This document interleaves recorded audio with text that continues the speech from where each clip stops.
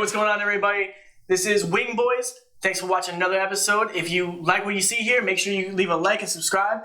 It's your boy Billy. I'm here with Anthony. And what sauce we got this week?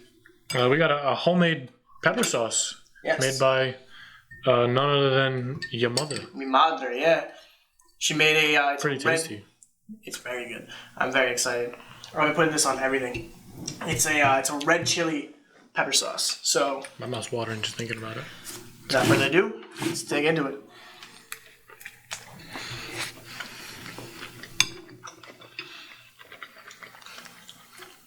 I can feel the burn already. Mm-hmm. And the more we do this, the more it's going to hurt. Oh. All right. Well. So I want to get this out of the way. I want to talk about my New York, my Long Island Islanders doing what they do and keeping me on the edge of my seat, being cautiously optimistic. They went from 8-0, getting a 3-2 against the Tampa Bay Lightning. And then they come back, just squeak by to make it a Game 7, which they're playing tonight, right? Tomorrow. Yeah, tonight. So they are, I don't know what's going to go. I don't know, this could be a knockoff, or it could be, a year that my Islanders actually make it. I'm worried. I don't know. I gotta make it happen. Almost want to bet on it, but you know what? If I start putting money involved, that's how I know I'm gonna lose. But enough about that. We don't really talk about hockey around here. What I want to talk about is these playoffs. These playoffs are getting intense. What say you? How do you feel about these playoffs? Well, the Hawks upset the Bucks game 1. That's crazy. I did not see that coming. The Bucks need to figure out a way to stop Trae Young. He had 48 points in this game. I was watching that game. Oh, man. The off-the-glass alley-oop he threw to John Collins. Beautiful. Whew. That was so good. That was clean. Then we got on the other side. We got the Suns Clippers. Clippers finally won a game in this series. So... I'm still rooting for the Suns. Still want the Suns to win? Absolutely. I don't know. It'd be nice to see the Clippers win. Nah. I think just at this point, getting upset. I know you're a Lakers fan, so you don't really rock with the Clippers. But I would love to see them win. Mainly just because I'm against you. But anyways. Yeah. So you're hoping you want to see the Hawks versus. No, I want the Bucks. I want it to be Bucks Suns. You want the Bucks? Yeah. Right. As good as the Hawks have been, I want a good series for the finals. I want the Suns. You don't think the Hawks can provide that? They could. I don't know if the Bucks can get it together. I said this last time about what was it? I said it last time about the Hawks and the Sixers. Mm-hmm. I didn't think the Hawks were going to win that, but they did. But I feel like this is a different story. The Bucks beat the Nets in 7. That's the Nets. This is the Hawks. But that being said, I probably jinxed myself. Yeah, it wasn't a healthy Nets. Yeah, they were missing Kyrie. That's true. So I think, not to say that I think they still could have won, even with the healthy Nets, but that's something you got to consider. The underdogs have been the underdogs, the Atlanta Hawks, have been very surprising. And I think that's going to be... I think they're going to surprise you all the way to the end. I think they're going to surprise you right down in the finals with the final championship. You think the Hawks are going to win it all? Mm-hmm. I'm going to be that bold. I'm going to be that uninformed and that bold. That would be something. That would really be something, man. I think the Suns are going to win it, man. But first, they got to beat the Clippers. Which Clippers came back, made it 2-1. They're playing tomorrow night. Yeah, in LA again. So no, this is the same situation the Hawks had, where they led off 2-0, and they came back and got it. So every single series of playoffs, the Clippers have been down 2 games to start, and they've come back to win them all. I saw that last night. They showed us a graphic It is definitely something to keep in mind. They don't quit, and that's clear. They won that game last night. They don't quit. Well, while we're talking about NBA, let's talk about this KD Jordan debate. Oh my gosh, Scotty stirring the pot. Scotty's stirring the pot. Do you find any merit to that? I don't find any. I think KD's amazing. I think KD is really showed his colors and really put his play. He made his mark. He made himself a well-deserved household name. Absolutely. I wouldn't compare him. He made him a household. He made himself a household name even before he was on the Warriors. No, absolutely, no question. But what he did, I don't discredit anything of what KD has done or not done or his shortcomings in his career. But Jordan is better. Absolutely. Like he's the GOAT. I think it's a different. But I will fight with anybody that says Durant is the best scorer of all time. I don't disagree that he's a good scorer. He's a very good scorer because he's quite literally unguardable. He's 7 foot, can shoot from anywhere. That makes him unguardable, and that makes him a great scorer. But I think the best scorer of all time is Kobe because Kobe was obviously shorter. Mm-hmm. He was much more guardable, but in that same sense, he was unguardable. He put up shots that nobody should have put up. Nobody should have made the shots that he made, but he made them. He put the teams on his back. Not that that's an important asset of being a scorer, but he just went out there and just put on a show every single night, much like KD does. But the numbers are staggering. The number difference. But Kobe was making shots that he should not have made, whereas KD's making shots that it's understandable that he's making because he's so much taller than everyone. You know what? I always, being a short guy, I get that argument all the time but height isn't everything. Height does make an important factor, but you need to have a certain level of athleticism. I agree. And Kobe has to have a higher level of athleticism than KD, but just to say that KD's 7 foot, so we should be able to be making these scores. No. That's. No, I get what you're saying though, but right. I feel like I always got a bone. Like that's always something that's been like a pet peeve. Yeah. People just immediately be like, "Bro, he's 7 foot. Why couldn't he have done like an alley-oop dunk from the half court line?" Like they just really like don't understand. Like they're 5'11" and a half at best on a good day, on tippy toes, and they're gonna say this stuff about people when they're. And KD is a great scorer.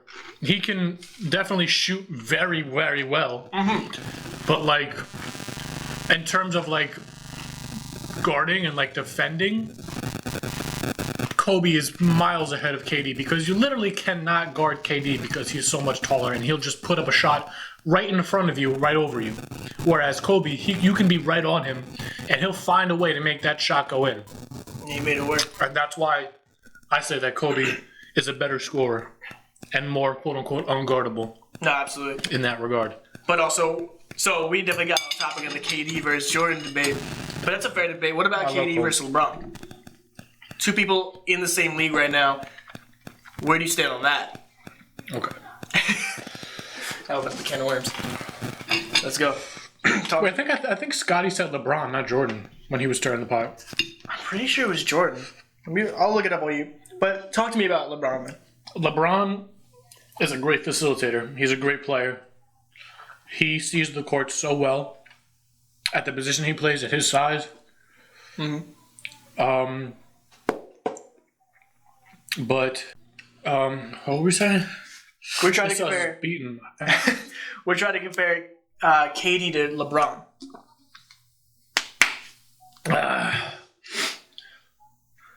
They're both really good. They both play their positions really well. And Jordan plays the positions that he's not supposed to play very well. Mm-hmm. You're right. It was... he did say LeBron, it was right? LeBron. Yeah. He said LeBron James is a complete team player who understands team and winning. Has KD got... I agree with that, but I disagree with his take on KD. I think he still has to wait and see in terms of what it takes to have a victory. I disagree with his take on KD because if you look at how KD played with the Warriors, they moved the ball around so much to just find any open shooter. And, I mean, there were times where KD would just pull up and shoot because he could. He was that good. He had that range. Mm-hmm. But KD is not a team player. He moves the ball around. Look at how he played with the Warriors. Maybe Scotty didn't think it was exemplified playing with the Nets this postseason, but that's because KD had to put the team on his back to try and win. Harden was still playing with a grade 2 hamstring issue. Yeah, no Kyrie, excuse me. Blake was Blake, but, like, he's not the old Blake we know. So KD was really the only guy that they had to rely on. So KD had to do what he had to do. And it shows. And it's not a debate of being a team player or all that. It's just KD did what he had to do to try and help his team win. There were other players on the team, yeah, and KD wasn't the only guy bringing those scores up to like 110, 120. Because KD was dropping 40, 50 a night maybe, but he was doing a third of it. Yeah, that's half, but that's still 8 or 9 other guys that are contributing to the other half. No, like absolutely. It's not just KD. It's like saying, it's like making the claim that Trae Young isn't a team player because he put up 48. Like, just because he puts up 48 doesn't mean he's not a team player. Scotty just needs to stop trying to make baseless claims. You told me that KD went back at him, right? Scotty said this about KD and LeBron being team player. And KD classed back with, didn't you get upset at the end of the game when they drew up a play for a better shooter and you sat out? Oh, That's tough. That's tough. Scotty is a professional L taker. I don't know what You know what? He's not wrong. KD is not wrong. I remember watching The Last Dance, and that part came up. KD's not wrong. So that being said, I want to stay in the realm of basketball, but I want to move on to the NCAA, actually, and how they just the court just made that ruling. Yeah. Which is a big step towards these kids being able to get more financial compensation on top of just their scholarships, which has been long overdue. They have been robbing these poor kids of... Sorry. They've been robbing these kids of, like, earned money. Like, the amount of money that the NCAA makes on the league itself, games, merchandise, all that stuff, and the only thing they give back to these kids is a scholarship, which is not a bad thing. I'm not taking away. I think it's very important. But it pales in comparison. And I was For thinking the about billions of dollars that the NCAA makes. And one thing that really bothers me, because, like, what's the justification? Is there justification? Well, you know, the amount of money they'll make in the league, not all of them are going to the league. A small fraction of them are going to actually make it to the league. The rest of them are going to be desk jockeys. Yep. Like, they're going to... So, you're coming out, you had all this potential to make all this money, and you weren't able to work. Like, there's no way these kids had time to... kids, like, they're not my age and your age. Yeah.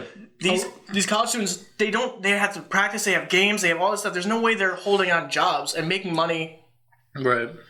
And they can't make money through sponsorships or anything else. So they come out of college, they are debt free, but they have no money. They have no, like, they gotta either go back to living with their parents or they gotta take out some loans. If they had even a fraction of what the NCAA paid, if they gave them like a tenth of a percent to each player, all those kids would come out so much better, even if they didn't make it to the NBA. Or like guys like Kevin Ware, where they play in college and they're good players, but then an injury ruins their career. Yep. Like, what about guys like that get no compensation for anything they've done, but the NCAA still makes money off of it?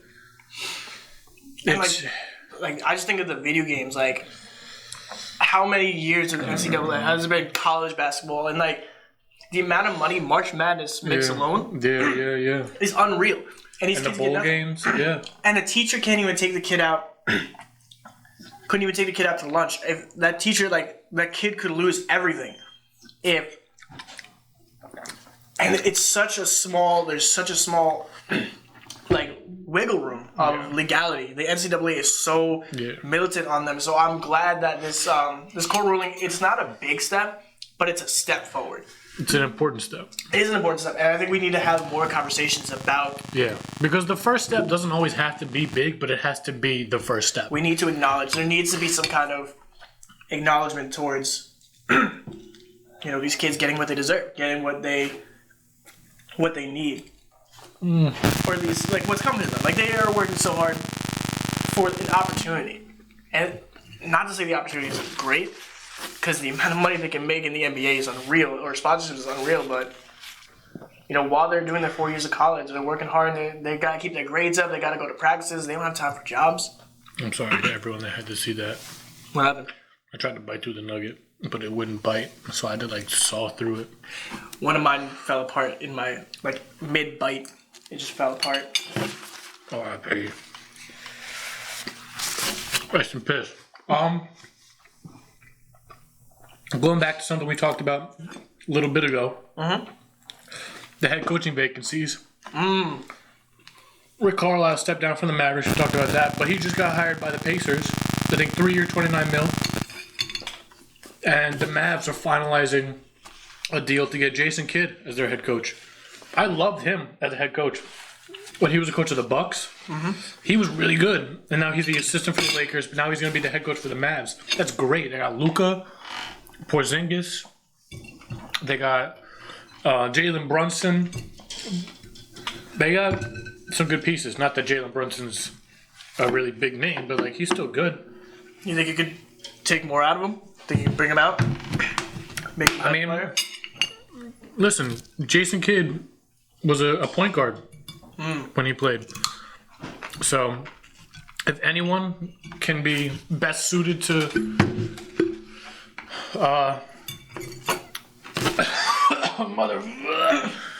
if anyone can be a good mentor and coach to someone like that, it can be Jason Kidd. What other vacancies? Are there still more vacancies open? Yeah. I forgot about Mike D'Antoni. Didn't talk about him last time. But the Trailblazers are looking into him. And the Spurs assistant coach, Becky Hammond, she was being looked at by the Trailblazers too. Honestly, I think that's a great idea. Are there any female head coaches? No. So that'd be a first. It would be a first, but not even the fact that she's a female head coach. She's a great coach. Is she? When Popovich got ejected, I think he got ejected in early on in one of the games, either this season or last season, whatever, and she had to step in. I'm pretty sure they won that game under her, or they played really well. Really? But she's a good coach. I think it's. So she would be moving up to the head coach position of her team already? No, she would be moving up to the Blazers. Oh, gotcha. Potentially. Because she's an assistant coach with the Spurs. And honestly, anyone that's a disciple into Greg Popovich, you should be jumping to try and get them to be a coach on your team. Absolutely. Because he is coaching royalty. He's up there with Phil Jackson, Pat Riley. He's still active. That's the thing. Is he is so good, but he's still around. So, and it's not him that's the problem that the Spurs didn't make the playoffs. It's their roster. Not that their roster is bad, but it's not great. Was there a lot of injuries, or it was just they just didn't have the right team? They just didn't have the right team. DeRozan isn't what he used to be when he was on the Raptors. They just don't have a solid team around him. I think they just barely missed the playoffs this year. So it's not even. You can't even fully blame the players, but it's definitely not the coaching staff's fault. What do you see that team needs? What is that team missing that could get them? They got the Unte Murray for the point guard. He's good. DeRozan's solid shooting guard, but I think they could use an upgrade to maybe someone not younger. I mean, they have Lonnie Walker. He's good, but healthier. Would you say?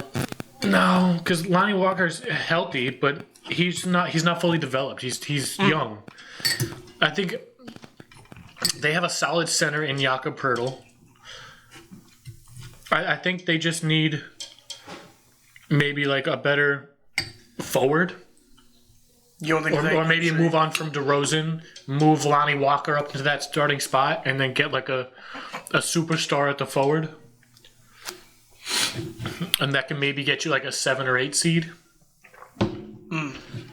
But I mean, there's a couple things on that team that can and should be different in order for them to get back to that playoff hopes.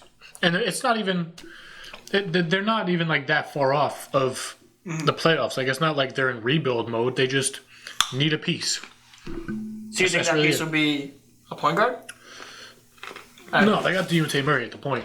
I'm thinking maybe a better, younger shooting guard than DeRozan, or bring Lonnie Walker up to that starting shooting guard spot, move DeRozan somewhere else, like to a different team, and try and get a star forward, either a small forward or power forward. I think that could be the answer. And then bring on like another solid center and have him split minutes evenly with Jakob Poeltl, or maybe make Poeltl like the slight starter with more minutes. I think that could bring him back to like 7 or 8 seed playoffs. There you go. You heard it here first. Now let's keep going on basketball, but I want to get off the NBA and onto the Olympics. Kevin Love making the USA team. How you feel about that? Here's why. I was talking to a friend who told me that. It's official. It's official. You just got it? Mavs hired Jason Kidd. Oh, there you go. You heard it here first. Well, you didn't because this is a recording. But You're here next week first. I heard when I heard Kevin Love came on, they were like, "Oh, F that guy, this and that." And then my one friend was like, "Damn, what did he do to you?" Well, what did he do? He goes, "Nothing. That's the point." He used to be so good. As soon as he came to the Cavs, he just immediate decline.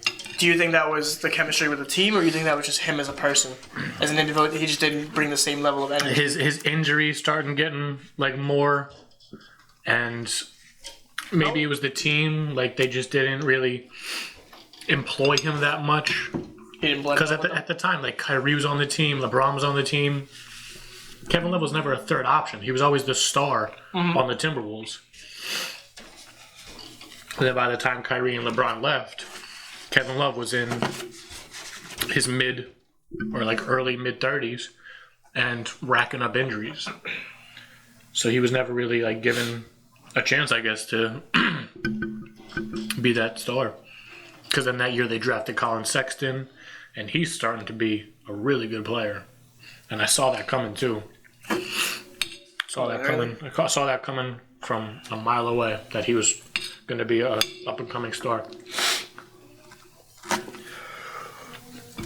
Shift on gears. I don't think we talked about all our fantasy picks, right? For football? We didn't talk about the tight ends. You want to talk about the tight ends? And pull up some of my options. Yeah. I mean, we could circle back, because I think we gave like vague stuff for like running backs and wide receivers and all that. Mm-hmm.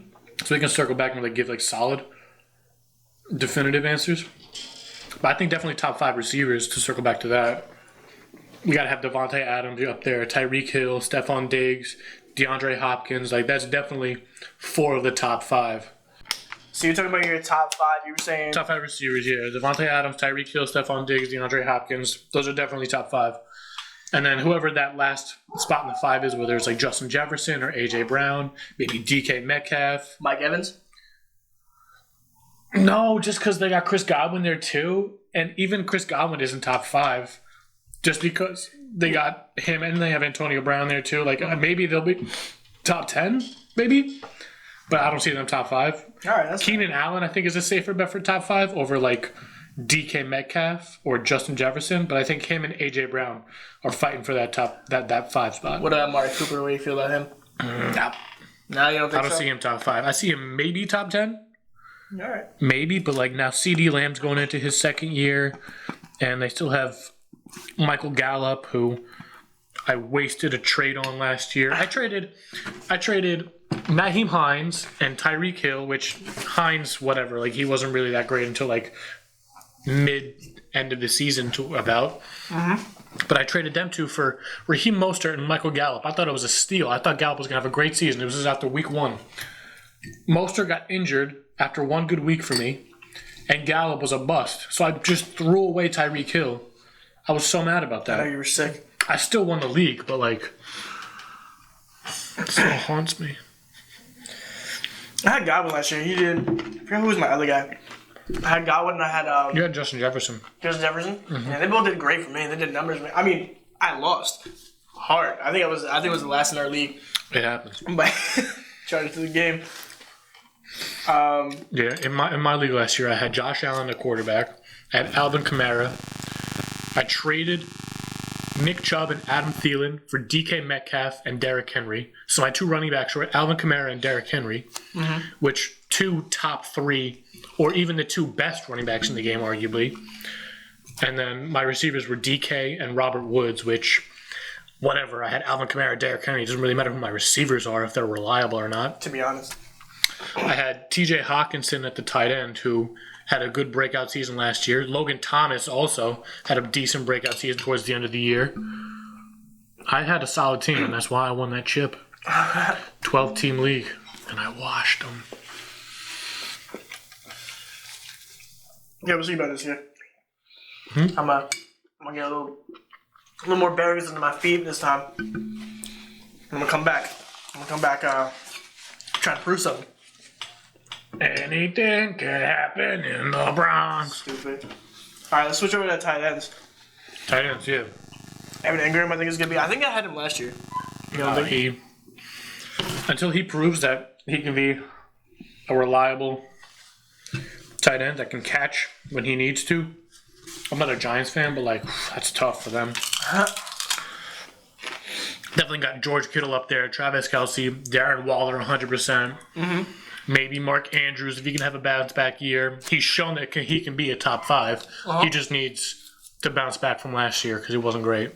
What was Zach Ertz? What do you feel with him? Not with Philly. If he can get traded to the Colts, reunite with Carson Wentz, maybe he could be top 10. But he's got to do a lot more to prove to be top 5 again. So I'll maybe put him top 10 if he can be with a better team that'll use him. But I mean, Tyler Higbee? No, I don't see him as top 5. Maybe top 10 for Higbee. Gerald Everett, I think he left the Rams, which opens up a spot for more touches for Higbee.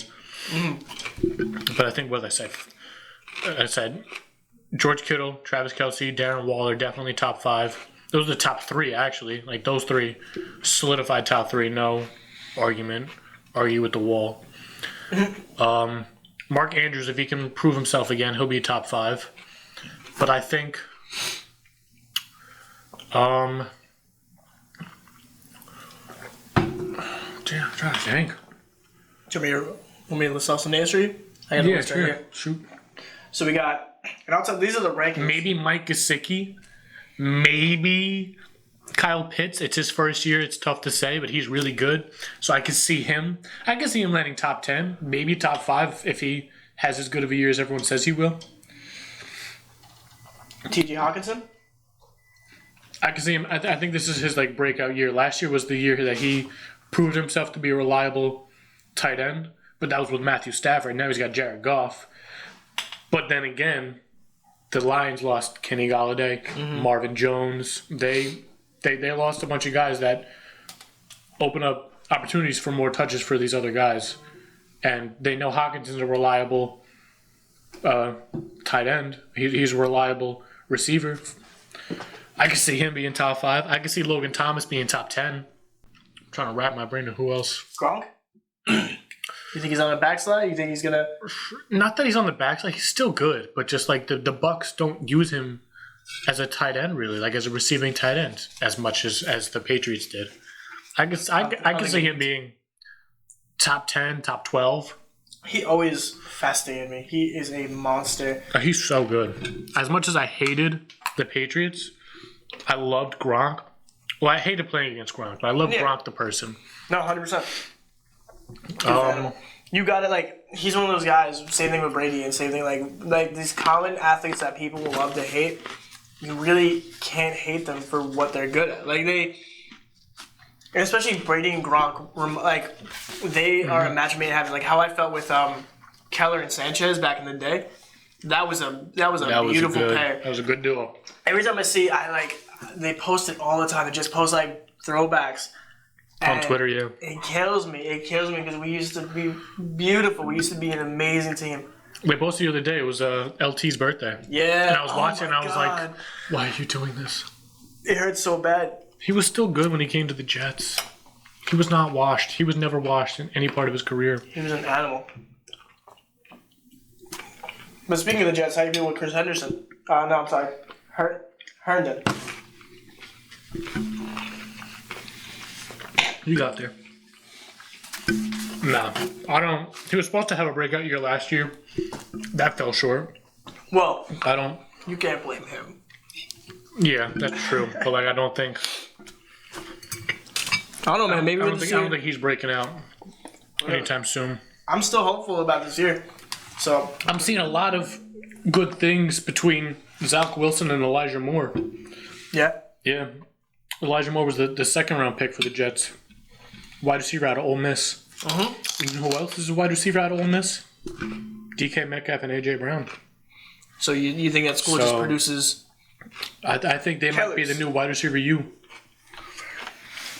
Alabama, I mean, they got so many good receivers in the league right now. But within recent years, like you got DK and AJ Brown coming out of Ole Miss. Now Elijah Moore. I can see Elijah Moore being a solid rookie. Solid rookie. Year. It's a promising year. I'm gonna keep saying it until I'm gonna make you eat your words. It's gonna be a beautiful year. No. Now have the recording and we have a bet going on. It's gonna be a beautiful year, and that it's gonna be better than last year, which is not hard to beat because it's 2 wins. Yeah, anything is better than last year. What else we got? What are the taco points? Sports wise, not so much. But you know what? Talking about all that money with the NCAA and talking about just like these money makers, it makes me think about like I would love if money was no option. What would be 3 cars that you would purchase? What would be your 3 like top cars? A Camry, Accord, and an F-150. Boom! I'm living large. Nah, I'm playing. No, but seriously, well, like I know you're not a really big car I always guys. wanted a Lambo ever since I was young. Really? I always wanted a Lambo. A Lambo, either Diablo or an Aventador. There was this little model car we had too. It was a 1970 Chevy Corvette Stingray. It was like a silver. That looked real nice. You're into old cars? Like classics? Yeah, kinda. Not as much as like my dad or like other people, but Yeah. I think there's some cars that are nice. I feel like there's a certain person that's into like very like if you're a car guy, you're into classic cars. But like me, Yeah. like I had an ex. She was a real gearhead because her dad was a mechanic, and Call her a gearhead. and she was all like she loved old cars. He had a Firebird that he had to sell, but I was always like I don't like I can respect you appreciating it, but I don't appreciate this like I appreciate a new sports car. So you got a Lamborghini Aventador or Diablo. Name 2 more. I think that Corvette is probably 2. Oh, the Corvette's name, right? The old one or like a Old. not to drive, just to sit in your garage and admire. And then 3. I don't know. Probably go something like simple because you don't want to be driving the Lambo or the Corvette all the time. You need something to be your everyday car. So what would your everyday car be? I don't know, maybe like a. I always like the look of like those old school Mercedes. Honestly, How old school? Like what year are you talking? I don't know the year exactly. Like a classic, like the classic, like with the box kind of look. I hate that. I hate boxes. I like those. I like those old Mercedes. You know what I'm talking about? With kind of like the thin looking wheels. I think. Yup. I know what you're talking about. Yeah. I always like the look of those. There was a guy that lived disrespected down the block from me in high school that had that car. It always looked nice. I'm gonna have to disagree. I would get a G-Wagon at that point. If you want like a boxy I looking. hate G-Wagons. I hate G-Wagons. Never. There was a girl I knew that had a G-Wagon, and she acted like such a rich bitch. But yeah, I mean, like she had a G-Wagon, so she can justify. She had money like that. That's like those girls with the Rolls Royce. I don't know. I hate G-Wagons. You know, like G-Wagons. No. My 3 cars would have to be. I would do like a Tesla Model S. I love the Tesla Model S. Oh, brother. This guy stinks. That thing would never come out of ludicrous mode. I'd smoke you in any car you had. We both do the same light, I'd smoke you. But besides the point, I would do that. I would do. I used to say a Maserati, but then I understood how garbage Maseratis are. So I would go. I would want like a muscle car instead of a sports car. I hate Porsches too. Porsches. We talked about this. Yeah. Porsches are very clear about their objective. They're the poor rich man sports car. Mm-hmm. Like if you want to get like a Ferrari or a Lambo, but you don't got that kind of money, but you got money, you get a Porsche. Mm-hmm. To show that you got money, but like you don't got that kind of money. And the guys that are driving them are always like the same kind of guy. Yep. It's the step above BMW and Mercedes. Yeah. But it's right before you get like the real. Like if you're gonna go a step above, but not all the way, like don't bother. Save your money. Get like a BMW, Mercedes. Save up for that Lambo. Yeah. I agree. No, I wouldn't do a Porsche. I would actually do. I just wanted to get that off my chest. Yeah, no, that seemed to really bother you. I really like the Dodge Charger. Oh yeah. I like a Charger over a Challenger. Not like a Magnum. Don't talk to me. I used to have this horrific. It was my old car. I got it for free because my grandpa bought it, and it was a Dodge Magnum. It was like an 03, but it had like it was a Ram Magnum. It wasn't even a Dodge Magnum. It had Ram plates on it, and it was the kid souped it up. He put like a brand new engine in it, put racing stripes on it. It's got Lambo doors on it. That thing was a mess. That thing, I can hear you coming off exit 53 with that thing. You ain't got to text me. I'm 10 minutes away. You can hear me clear as day. Oh, there's Bill. But no, I love the Dodge Charger. I would do like an SRT. And then my third car would actually be, I would want to do a Ford Raptor. I'm not a big pickup guy, but I've never gotten inside a pickup and not like love the interior and love the power. Fair. And I am the friend who would like help you move. So I would be like that would be my. Because I feel like you always need a pickup. You always need someone in your corner with a pickup. So those would be my three. But I don't know. I really like Tesla, and it's gonna be my next car. You watch. 10 years from now, when I finally have enough. But you know what? I got a couple more things. We'll talk about them next week. Alright guys, thank you so much for watching. Be sure to leave a like and comment. If you have any sauces that you want us to try, or any peppers you want us to make a pepper sauce out of, go ahead and comment them down below. We're going to order them. We're going to see what we like, what we don't like. We're going to see what really hurts and what just has some good flavor. We're going to catch you guys next week. Be sure to subscribe and hit that bell button. We're posting every Saturday, but if you want to be the first and be the first to comment, go ahead and hit that bell button. I'll catch you guys later.